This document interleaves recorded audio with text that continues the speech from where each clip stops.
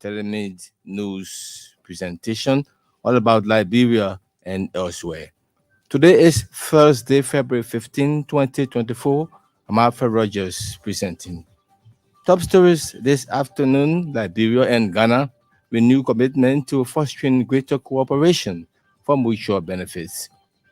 Foreign Minister Sarah Besto Yanti is in Ethiopian capital Addis Ababa to attend 44th ordinary session of the Executive Council of the African Union. On Serrano County District 3 Representative Sumo Moba calls for amendment of drug law to meet contemporary realities. When you have a drugs use environment, that's not a good one for our young people. And away from home, Rice Group criticizes Cameroon's military for delaying to deliver justice over the killings of at least 21 civilians by state forces. These captivating developments, plus more, including Newsline Sports, are coming up this afternoon on the program. First, here is Vafli Kamara and the news bulletin. Liberia and Ghana have renewed their commitment to greater cooperation for the mutual benefits of their respective governments. The two ECOWAS countries reassured the promotion of bilateral ties while at the same time recommitting to upholding the framework of the sub-regional bloc. According to an executive mansion release, their commitment was made recently when President Joseph Boakai and Ghanaian Vice President Mohamedou Bawumia held talks in Accra. The release says the Liberian leader expressed gratitude to his Ghanaian counterpart, Nana Akufo-Addo, for the level of support received prior and during his inauguration. Liberia and Ghana have a shared history of stable democratic governance and respect for the rule of law, not only in West Africa, but on the African continent. Meanwhile, President Bouaka has returned home following a successful two-day working visit to Ghana. Foreign Minister Sarah Beslo Yanti is in Ethiopia, Addis Ababa, to attend the 44th ordinary session of the Executive Council of the African Union. Minister Yanti is heading the Liberian delegation to represent President Joseph Boakai at the 37th ordinary session of the Assembly of Heads of State.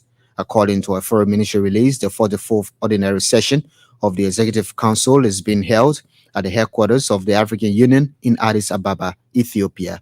The release added that the African foreign ministers will adopt reports of the ministerial meeting organized by the African Union Commission during the period under review. Meanwhile, the 37th ordinary session of the Assembly of Heads of State and Government is scheduled to take place from February 17 to the 18th this year.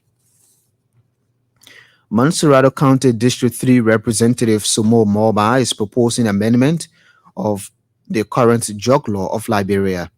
Representative Moba wants the law amended to empower relevant stakeholders conduct a robust drug test every 6 months. The Serrano County District 3 representative made a proposal on Thursday on Elbc Super Morning Show. When you have a drugs use environment, that's not a good one for our young people. Representative Moba believes the law, if amended, will alleviate the influx of narcotic substances in the country. Meanwhile, Representative Moba also wants the health ministry put in place tougher measures to curb the sale of tramadol in the country.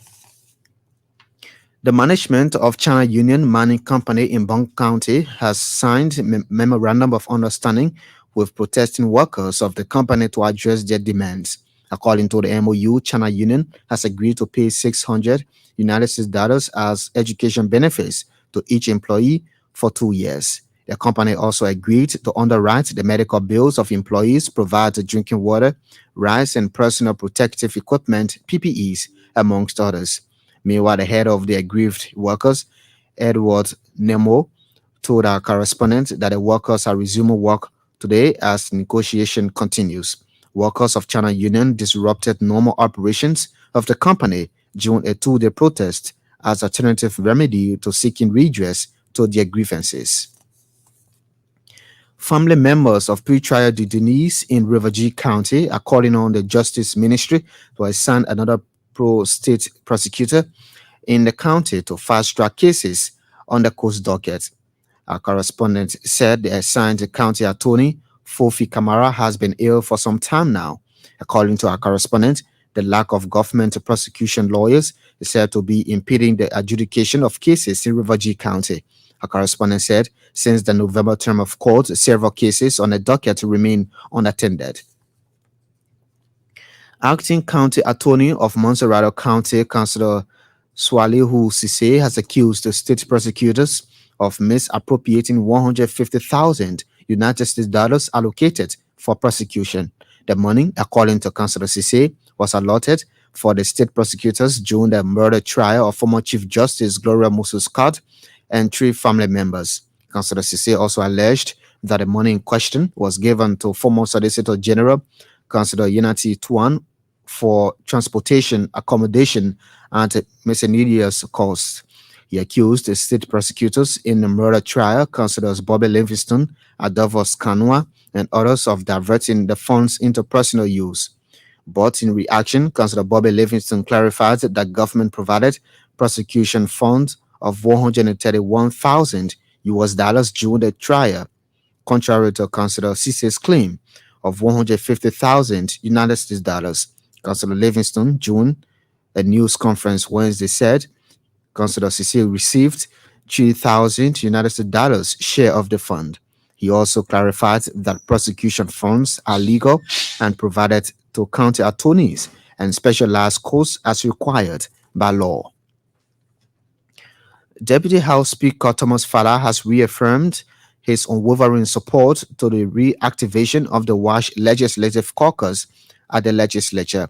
WASH Legislative Caucus comprises lawmakers who are advocating for the formulation of requisite laws and financial support for the water, sanitation, and hygiene sector within the country. Deputy Speaker Fala's comments were made Wednesday during a meeting organized by a local WASH advocacy group, United Youth, with support from Water Aid Liberia. The Deputy Speaker noted that the WASH sector is a key component of ensuring a healthy society. As such, there is a need for like-minded lawmakers to collaborate in moving the sector forward. Once this legislative WASH meeting brought together other groupings, including the Liberia WASH Consortium concerned worldwide action against hunger and Water Aid Liberia.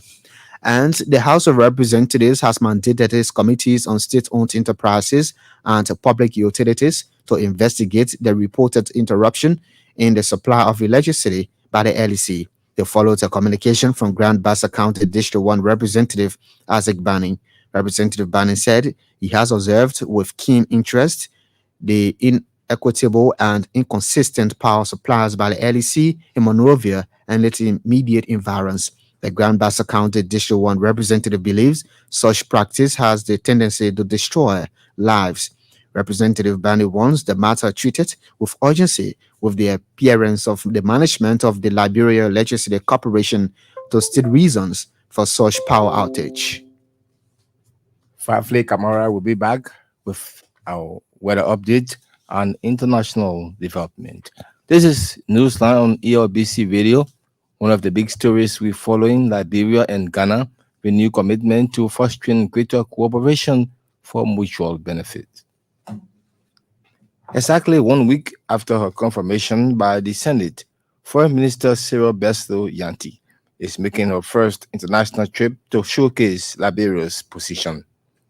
Minister Yanti is currently in the Ethiopian capital, Addis Ababa, to attend the 44th ordinary session of the Executive Council of the African Union.